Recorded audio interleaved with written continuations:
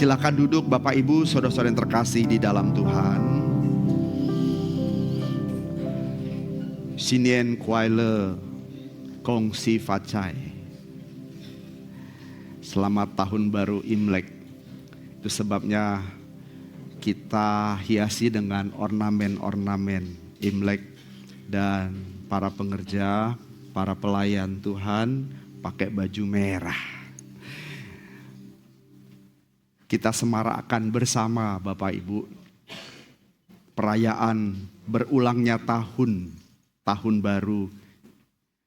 baru Cina atau Imlek ini Bapak Ibu. Yang pasti bukan sekedar baju yang baru, tetapi pastikan kita memiliki hati yang selalu baru. Pengalaman-pengalaman yang baru. Pengalaman perjumpaan dengan Tuhan yang terus di-upgrade selalu baru, menyegarkan hidup kita. Puji Tuhan, Bapak Ibu, Tuhan berkati kita semua. Haleluya. Ketika Elohim Yahweh menciptakan manusia, diberikan kepada manusia komponen yang juga ada pada Elohim Yahweh. Pikiran, perasaan, dan kehendak. Manusia juga memiliki tubuh, jiwa, dan roh. Di dalam tubuh manusia ada otak. Manusia bisa berpikir karena manusia memiliki otak. Puji Tuhan, Elohim Yahweh tidak lupa memperlengkapi manusia dengan otak Bapak Ibu. Ini salah satu komponen yang dimiliki oleh tubuh manusia. Supaya manusia dapat berpikir dan menggunakannya untuk mengembangkan teknologi, ilmu pengetahuan, dan meningkatkan peradaban hidup manusia. Sehingga manusia dapat bertahan di bumi ini. Dapat melangsungkan hidup di bumi ini. Karena bumi ini kita lihat Bapak Ibu banyak bencana. Kalau saja manusia tidak jatuh dalam dosa dengan tingkat kecerdasan manusia yang dikelola dengan baik dalam pimpinan Tuhan, manusia dapat membangun teknologi yang hebat sehingga manusia bisa menghindari musibah malapetaka yang disebabkan oleh bumi ini yang memang akan terjadi secara natural. Gempa itu natural. Kalau manusia tidak jatuh dalam dosa, manusia mengembangkan teknologi, ilmu pengetahuan dalam penyertaan Tuhan, manusia tidak akan mengalami malapetaka. Manusia bisa melewati malapetaka itu. Bisa mengatasi musibah bencana alam yang pasti terjadi. Gunung meletus itu pasti terjadi. Gempa bumi itu pasti terjadi. Tapi manusia dengan teknologi yang dikembangkan, kalau saja tidak jatuh dalam dosa, manusia mestinya tidak mengalami celaka. Dan otak yang sama yang diberikan Elohim Yahweh kepada manusia tentu saja bukan sekedar untuk mengembangkan teknologi dan pengetahuan, tetapi juga supaya manusia bisa memiliki pengetahuan tentang Elohim Yahweh. Bisakah manusia memiliki pengetahuan tentang Elohim Yahweh tanpa otaknya? Bisakah manusia berpikir tanpa otak? Gak bisa. Itu sebabnya Elohim Yahweh menciptakan kita otak supaya kita bukan saja supaya bisa survive di bumi, tetapi juga bisa mengenal Elohim Yahweh. Saudara pikir kita bisa beriman tanpa otak? Bisakah beriman tanpa otak? Bisakah memiliki pengetahuan tentang Tuhan tanpa pikiran, tanpa nalar? Tidak bisa. Tidak bisa, Bapak Ibu. Pertanyaan saya, bolehkah kita bernalar tentang Tuhan? Apa sih maksudnya menalar itu? Menalar artinya berpikir, menganalisa, menggunakan logika dan akal sehat. Saya ulangi Bapak Ibu. Menalar artinya berpikir, menganalisa dengan menggunakan pikiran dan akal sehat. Menggunakan logika dan akal sehat. Sehingga bolehkah, bisakah kita menalar Tuhan? Bisa. Supaya kita memiliki pengetahuan tentang Tuhan. Jadi tidak mungkin kita beriman tanpa pikiran. Makanya diberikan Tuhan otak. Makanya otak kita dipakai. Kalau enggak Bapak Ibu merasa enggak berguna, buang aja. Tapi bisakah kita hidup tanpa otak? Enggak bisa. Jadi Bapak Ibu, saudara-saudara yang dikasihi Tuhan, dengan otak kita mencari bukti-bukti tentang Tuhan. Dengan otak kita mengumpulkan data-data tentang Tuhan. Dengan data-data yang ada, kemudian kita menarik kesimpulan berdasarkan bukti dan data yang ada tadi. Menarik kesimpulan tentang Tuhan. Dan akhirnya disimpulkan, Tuhan yang benar adalah Tuhan Allah yang disembah Abraham, Ishak, dan Yakub. Allah yang mengutus putra tunggalnya untuk menebus dosa-dosa dunia. Amin. Dari mana kita tahu Bapa mengutus putra tunggalnya? Ada bukti-bukti sejarah yang dikumpulkan manusia. Dikumpulkan bukti-bukti itu, data-data itu. Dan ada jejak sejarah secara historikal yang tidak bisa dihapus oleh manusia. Siapa yang ngumpulin data? Siapa yang mengumpulkan bukti-bukti tentang Elohim Yahweh? Manusia. Manusia menggunakan potensi yang dimilikinya itu. Yaitu pikirannya. Sehingga kita patut dan harus menggunakan pikiran. Untuk menganalisa semua bukti-bukti yang ada tentang Tuhan. Makanya kalau di sekolah Alkitab ada pelajaran teologi sistematika. Jadi mensistematika, membuat sebuah struktur pengajaran tentang penciptaan. Jadi di kotak-kotak tentang penciptaan, tentang Allah, tentang Yesus Kristus, dan seterusnya tentang Roh Kudus. Itu di luar dari doktrin. Apa yang Alkitab ajarkan. Satu buku Alkitab. Lalu dipilah-pilah. Jadilah teologi sistematika. Siapa yang menciptakan? Manusia. Supaya kita memiliki pengetahuan tentang Elohim Yahweh. Jadi mengenal Allah, beriman harus pakai logika. Kalau saudara nggak mau pakai logika ya dibuang saja otaknya. Tapi bisakah hidup tanpa otak? Nggak bisa. Jadi Bapak Ibu, dalam perjalanan iman kita harus belajar mengisi pikiran kita tentang Tuhan. Maksimalkan pikiran kita, isi dengan kebenaran firman Tuhan. Kalau saya perhatikan orang-orang Eropa, karena mereka sebagian besar orang Kristen, mereka terbiasa menggunakan logika dan akal sehat. Itu sebabnya banyak lahir pemikir-pemikir di Eropa. Dan juga sekolah teologi banyak di Eropa, Bapak Ibu.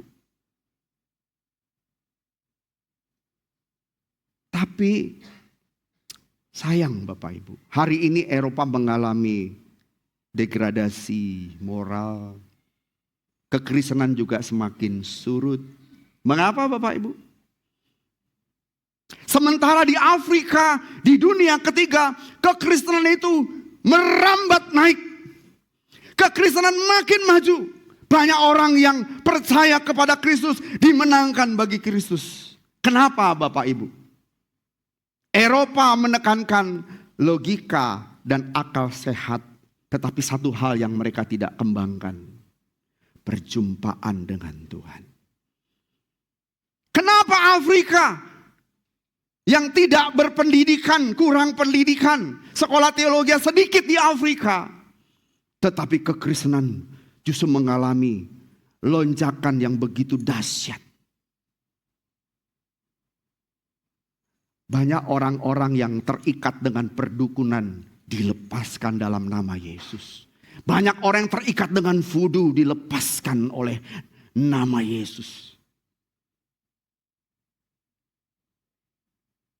Kok bisa dilepaskan oleh nama Yesus? Karena Yesus satu-satunya Allah yang benar. Allah yang hidup. Yang tidak bisa dibandingkan, disetarakan oleh Tuhan manapun. Dia Allah yang hebat. Dan juru selamat hidup manusia. Itu sebabnya banyak orang dimenangkan. Karena kuasa Tuhan dihadirkan.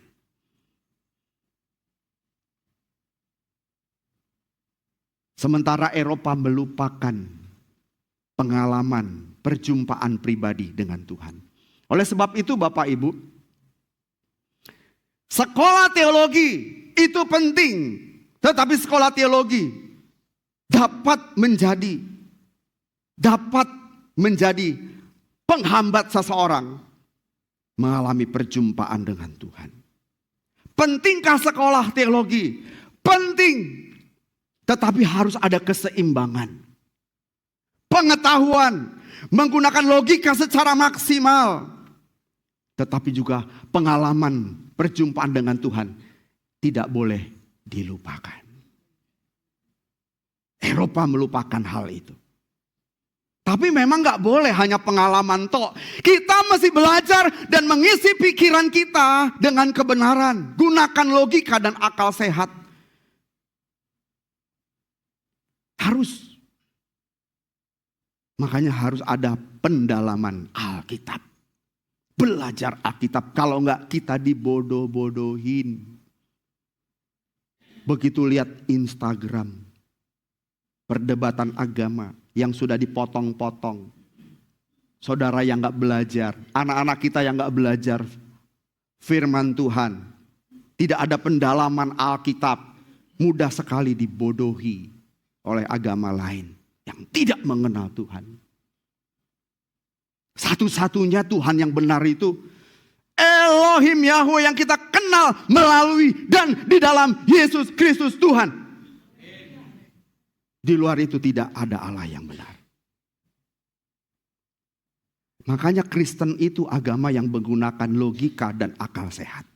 Bapak Ibu perhatikan. Agama-agama yang tidak menggunakan logika dan akal sehat. Modelnya seperti apa? Hanya kekristenan sesungguhnya. Agama yang bisa membuat pengikutnya, umatnya mengasihi Tuhan dengan segenap hati, segenap akal budi. Dan hanya orang Kristen yang bisa mengasihi sesama manusia. Dan mengasihi orang lain seperti dia mengasihi dirinya sendiri. Di luar kekristenan tidak ada yang bisa. Jadi Bapak Ibu, Eropa terjebak dalam pemikiran bahwa dengan memahami teologi atau doktrin, mereka dapat mencapai kedalaman iman. Tidak Bapak Ibu. Sebab tanpa perjumpaan dengan Elohim Yahweh secara nyata, semua penalaran manusia itu menjadi kosong. Manusia bisa pintar berargumentasi tentang Tuhan. Tetapi tanpa pengalaman, perjumpaan pribadi dengan Tuhan, kosong.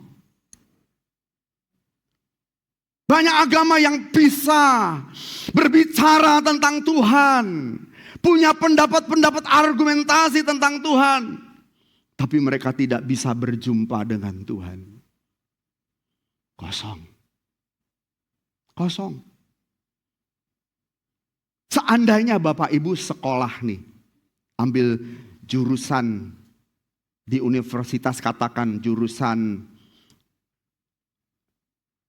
sosiologi katakan.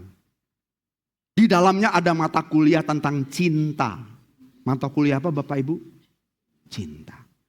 Lalu dosen saudara memberikan sebanyak-banyaknya buku yang berisi tentang cinta. Dan saudara diberikan tugas untuk merangkum buku-buku itu. Saudara juga diberikan tugas untuk membuat jurnal artikel tentang cinta. Saudara bisa bikin? Bisa. Apalagi sekarang pakai bantuan AI. Mahasiswa tuh cepet bikinnya. Begitu saya baca bahasanya bagus tenan. Begitu saya ngobrol dengan dia, hancur Mina. Kenapa ya? Kamu bisa punya tulisan bagus, tata bahasanya rapi, bahasa Indonesianya bagus. Sementara kau berbicara, bahasa Indonesiamu belepotan. Intinya orang bisa membuat artikel tentang cinta. Tapi pertanyaan saya, apakah orang ini bisa memahami cinta? Belum tentu. Belum tentu. Tapi satu ketika dia sedang berdiri menunggu bus Transjakarta lewat, tiba-tiba perlahan-lahan lewat angkot. Di sini angkot apa namanya? Jengko ya? Hah? Jaklingko.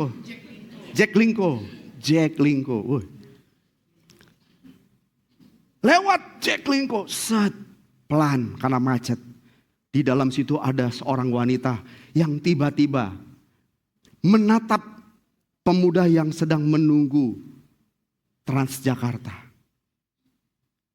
Lalu dia beradu pandang. Beradu pandang. Saat itu timbul yang namanya getar-getar cinta. Dia Jaklingko tadi lewat, dia ngeliat terus bertatapan. Saat bertatapan itu jantungnya berdebar. Sehingga dia bernyanyi, hati yang berbunga pada pandangan pertama.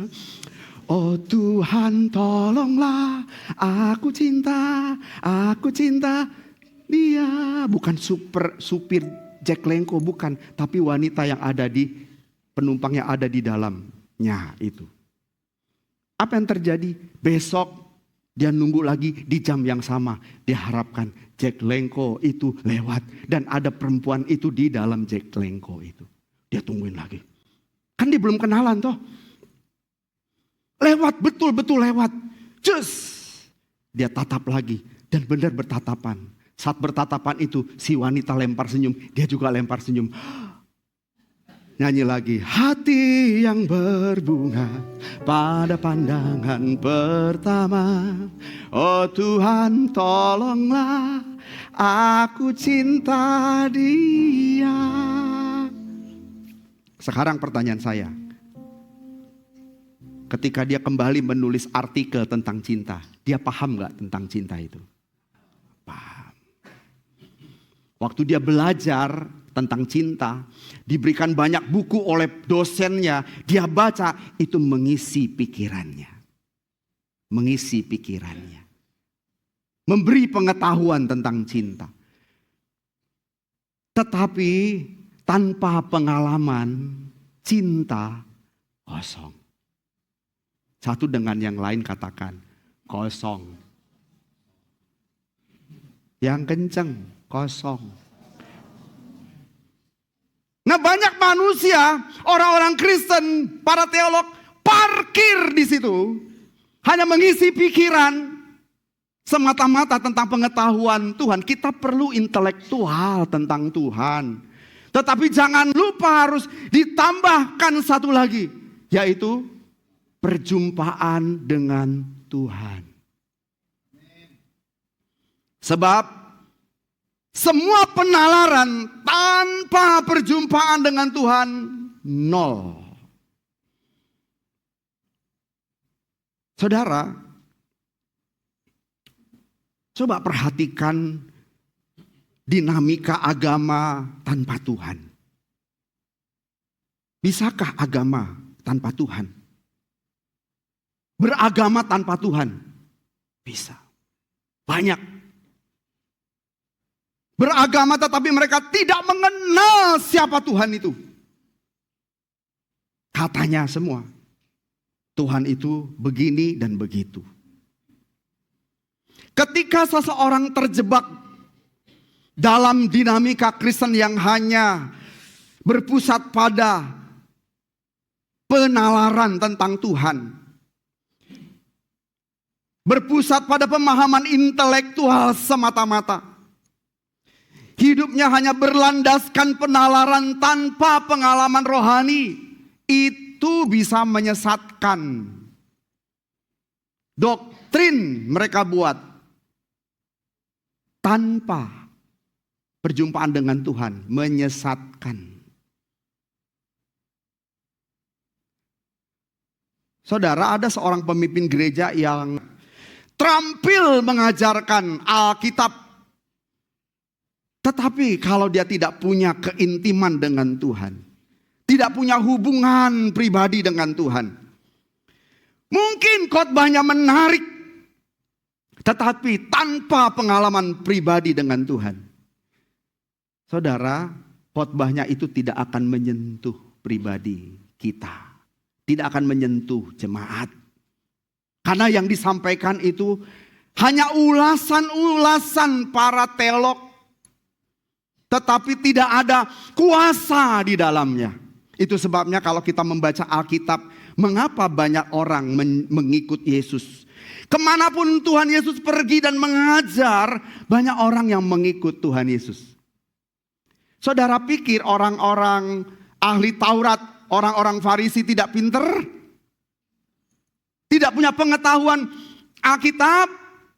Punya, pinter, bisa menafsir. Tapi Alkitab mencatat banyak orang berbondong-bondong mengikut Tuhan. Kemanapun Tuhan pergi dan mengajar, mereka mendengarkan Tuhan Yesus mengajar dengan seksama. Kenapa? Akhirnya mereka berkata begini, Yesus saat mengajar berbeda banget dengan ahli-ahli Taurat dan para imam. Karena Yesus mengajar dengan kuasa.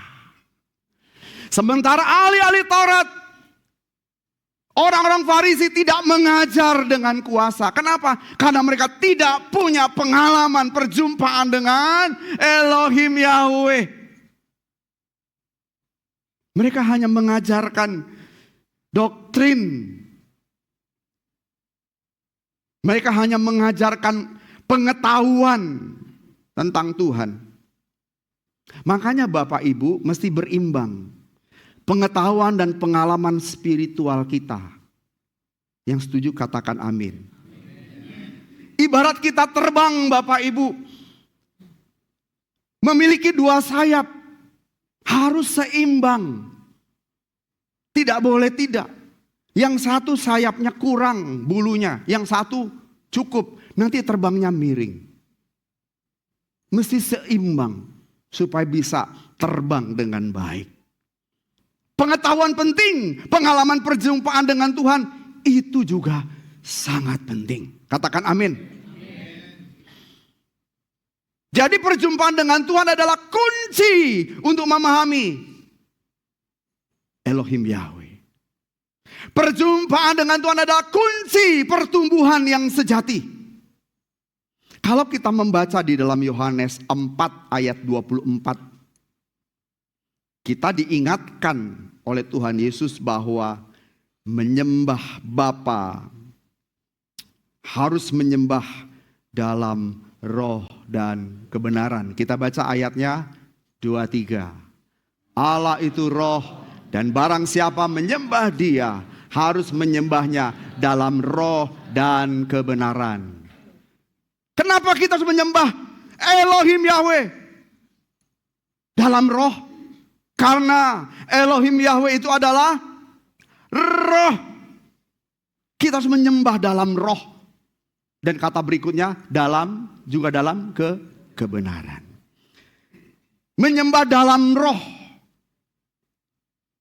Artinya apa? Setiap manusia diberikan komponen oleh Allah, yaitu roh. Kita tidak hanya menyembah secara fisik dan ritual, tetapi juga harus dengan roh. Ketika manusia diciptakan oleh Tuhan, diberikan Tuhan roh. Dengan roh itu manusia bisa bersekutu dengan Tuhan, membangun hubungan dengan Tuhan. Roh yang diberikan Tuhan Allah itu. Setiap kita punya roh. Semua manusia punya roh. Tetapi masalahnya, tidak semua manusia rohnya itu hidup. Saudara perhatikan bohlam, lampu pijar. Saya tanya, lampu pijar itu hidup atau mati? Taunya hidup dari mana? Bisa bercahaya dari mana? Ada arus. Sebetulnya setiap manusia itu punya roh, tapi rohnya mati. Itu sebabnya rohnya harus dihidupkan. Oleh apa? Perjumpaan dengan Tuhan Yesus. Lalu ada aliran Roh Kudus yang membuatnya rohnya menyala. Amin. Sehingga saudara bisa menyala-nyala melayani Tuhan. Waktu nyanyi pun saudara bisa menyala-nyala. Saudara pun bisa menangis ketika saudara bernyanyi dan mendengar firman Tuhan. Kenapa? Karena ada aliran Roh Kudus dalam hidupmu yang menyalakan rohmu. Dan ini hanya dimiliki oleh orang percaya. Di luar sana punya roh. Di luar orang percaya juga punya roh. Semua manusia punya roh, tapi rohnya mati. Itu sebabnya pengetahuan tanpa Roh Kudus, pengetahuan tanpa perjumpaan dengan Tuhan, di mana aliran Roh Kudus itu membuat roh manusia itu percaya, hidup. Amin, saudara. Saudara masih bersama dengan saya, memahami apa yang saya katakan. Jadi saya kelihatan ini orang yang tanda-tanda punya kehidupan atau tidak ada kehidupan. Ya, orang-orang tuh yang punya tanda-tanda kehidupan, di mana aliran Roh Kudus seperti aliran listrik yang menyengat ketika kebenaran disampaikan. Antusias. Pasti dia rasakan, benar, ini benar. Elohim Yahweh, dahsyat, Tuhanku hidup. Banyak orang menyembah Tuhan, tapi Tuhan yang gak hidup. Oh, bisa fanatik Pak. Walaupun rohnya gak hidup, bisa fanatik. Mereka dicetak seperti itu. Bisa jadi pengantin bom, bunuh orang, tetapi mereka tidak bisa mengasihi Elohim Yahweh dengan segenap hati, segenap pikiran, akal budi. Gak bisa. Kenapa? Rohnya mati. Tapi bisa jadi orang agamais yang fanatik, bisa. Orang-orang Farisi itu fanatik luar biasa, berpengetahuan luar biasa, pintar mereka. Tapi mereka tidak mengalami perjumpaan dengan Tuhan. Orang-orang beragama di luar sana, pemimpin pemuka agama juga banyak yang pintar tentang Tuhan menurut versinya.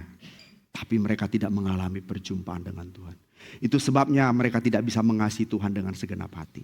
Dan satu lagi, tidak bisa mengasihi sesama manusia seperti mengasihi diri sendiri. Gak bisa. Saya sudah berulang-ulang Bapak dan Ibu, dulu waktu menjadi kontraktor. Kontrak sana, kontrak sini. Jadi kalau saya naik motor dengan istriku, begitu ada tulisan rumah kosong, saya pasti segera mencari pemilik rumah. Bu, rumah dikontrakin ya. Apalagi menjelang akhir-akhir kita harus pindah. Iya Pak, waduh seneng banget kita karena saya lihat rumahnya cocok. Bapak orang apa? Orang Kristen. Oh kita gak terima orang Kristen. Saudara pikir dia mengasihi saya? Tidak. Dan dia tidak bisa mengasihi kita. Kan dia merasa kita bukan rekan seperguruan. Bukan satu alma mater. Itu gak sekali, berulang-ulang kali Bapak Ibu. Di sini kalau ada Bapak Ibu yang punya kontrakan, jangan tanya begitu. Agamanya apa? Gak usah nanya begitu. Supaya saudara jadi terang. Bangkit dan jadi terang dimanapun. Gak usah beda-bedain orang. Karena Tuhan Yesus tidak membedakan manusia. Tuhan Yesus mengasihi semua manusia.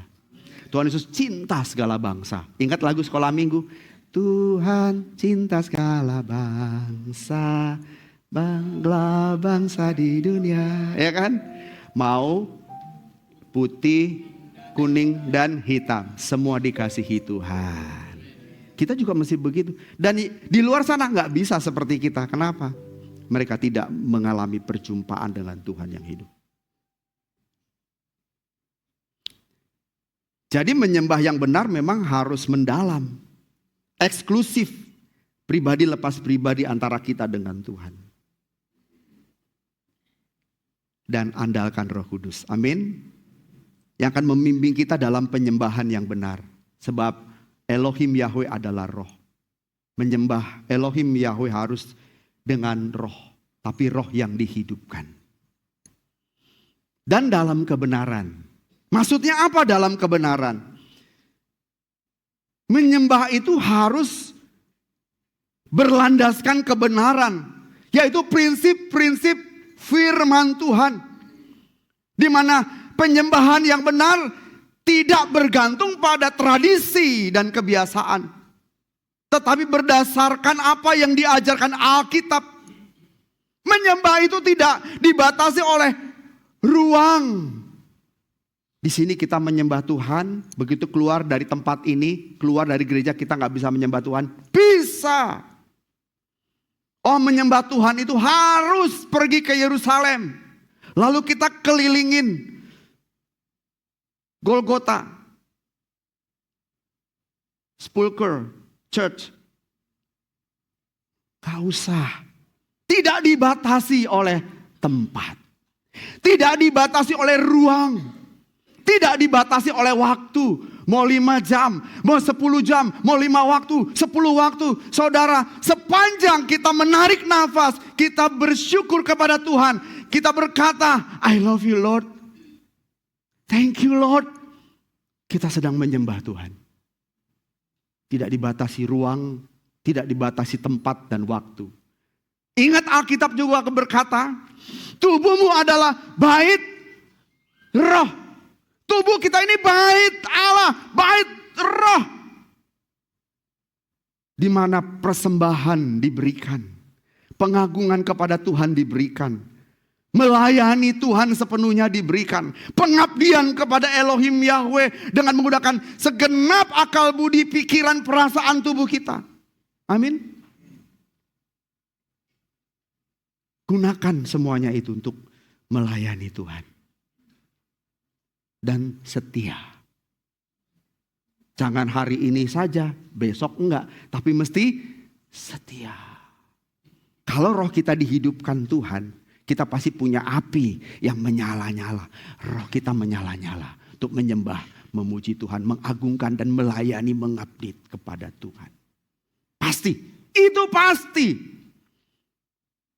Makanya kita gereja sebetulnya untuk diingatkan selalu.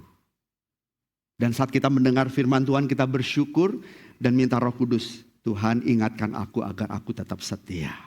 Menjadi penyembah-penyembah yang benar.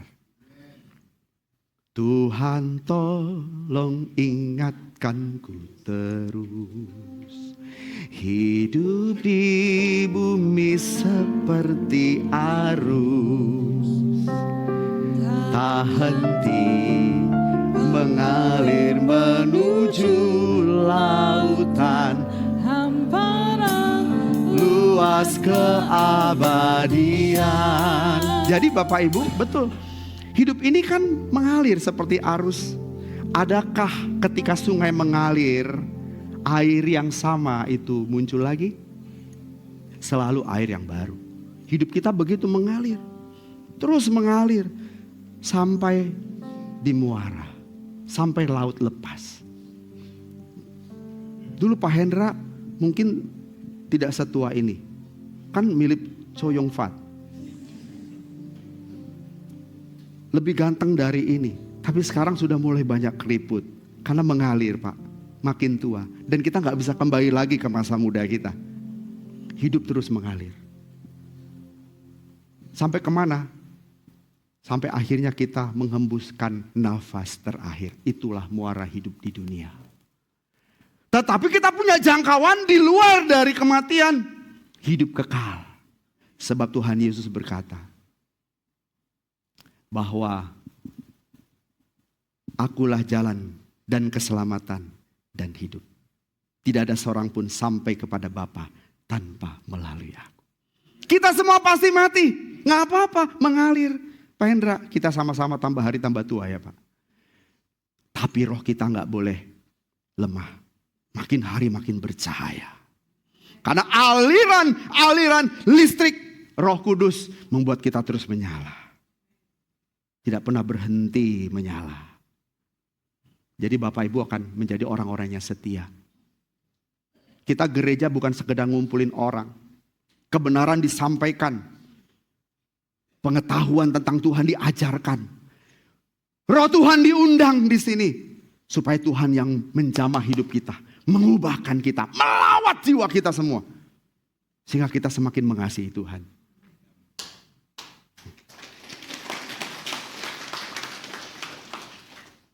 Sehingga kita bisa lanjut nyanyi yang tadi. Ya, supaya kita tambah mengerti. Tuhan ajarku menghitung hari, singkat tak tahu kapan akhirnya. Tuntun aku sampai sempurna, berkenan di hadapan Bapa. Jadi Bapak Ibu, kebenaran terus disampaikan supaya kita makin hari lewat pengenalan akan Tuhan, mengalami perjumpaan dengan Tuhan, makin sempurna hidup kita. Makin serupa dengan Tuhan Yesus. Saudara harus menjadi jemaat yang rohani. Jangan hanya jadi follower. Hari ini saudara jadi follower A, besok jadi follower B. Saudara bisa unfollower. Harus jadi orang yang Kristen yang setia mengiring Tuhan, mengikut Tuhan. Apapun yang terjadi, tetap mengiring Tuhan. Jadi tempat ini mengajarkan kebenaran supaya saudara makin rohani. Kalau tidak makin rohani, di tempat ini, di tempat lain pun, saudara tidak akan makin rohani. Saya jamin, saya akan buktikan, kalau orang tidak semakin rohani, dimanapun dia berada, tidak akan semakin rohani. Hidupnya akan menjadi duri bagi orang lain. Jangan jadi duri, makanya harus semakin rohani. Bukti kita bertumbuh. Kalau saudara hanya datang sekali seminggu begini, saudara gak kelihatan bertumbuh. Ketika saudara mengambil bagian dalam pelayanan, kelihatan saudara bertumbuh atau tidak. Tapi Bapak Ibu, itu sarana kita bertumbuh. Ambil bagian dalam pelayanan. Kan gak kelihatan nih, cuma datang seminggu sekali, nih makin rohani apa enggak kelihatan.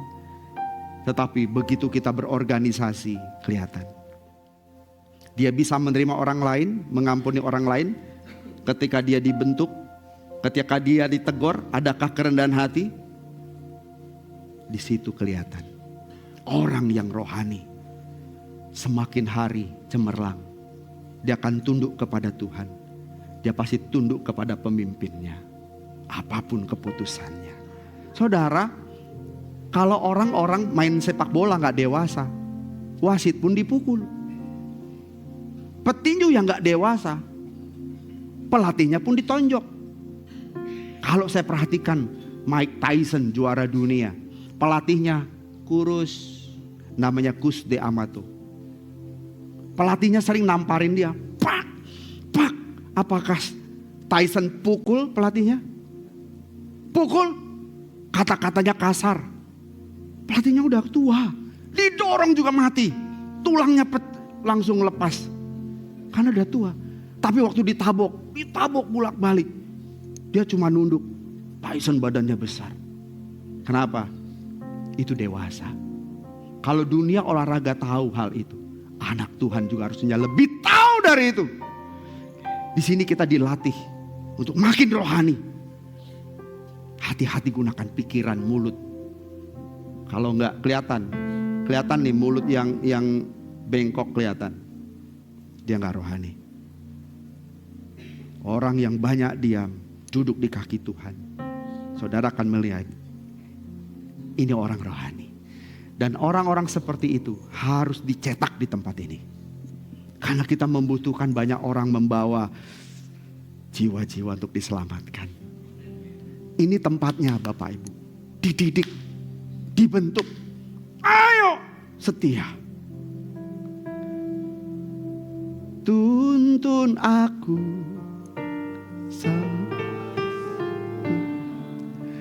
berkenan di hadapan Tuhan. Tuhan tolong ingatkanku terus. Hidup di bumi seperti arus, mengalir menuju lautan hamparan luas keabadian. Mari kita berdiri.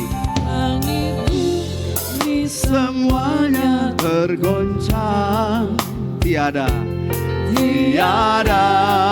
yang tetap bertahan. Segalanya menjadi kenangan api.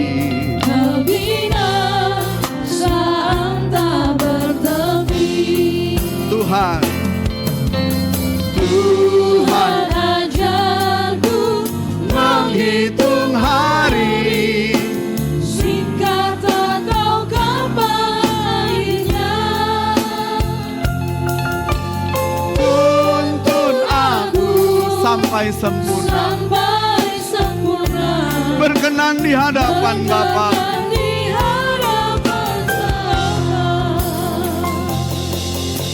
Tuhan ajarku menghitung hari. Saya mengundang para pelayan perjamuan untuk ke depan. Tuntun aku sampai sempurna.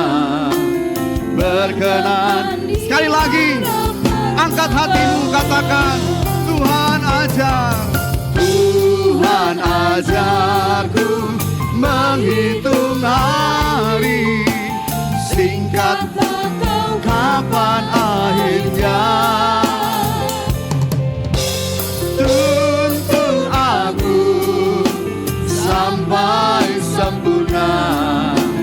Berkenan di hadapan Bapa. Masing-masing kita merenungkan kebenaran firman yang sudah kita dengar. Bapak Ibu, dalam menjalani iman kita,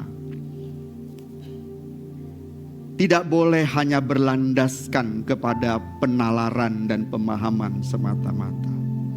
Kebenaran jangan dijadikan hiasan pikiran semata-mata. Kita harus mencari, menemukan perjumpaan yang nyata dengan Elohim Yahweh yang akan mengubah hidup kita.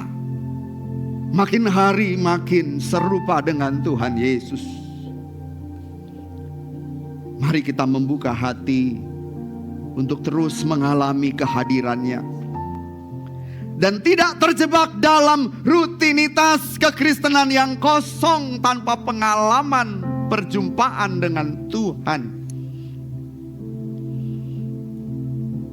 Dan kesempatan ini kita akan masuk dalam perjamuan kudus. Kiranya setiap kita mengalami perjumpaan dengan Tuhan Yesus Juru Selamat kita. Bapa di dalam surga, bersama umat-Mu di sini kami akan memperingati korban Kristus 2000 tahun yang lalu. Seperti perintah Tuhan, kami laksanakan hari ini, pagi ini. Karena Bapa, jadikan aku Tahir untuk memimpin perjamuan ini.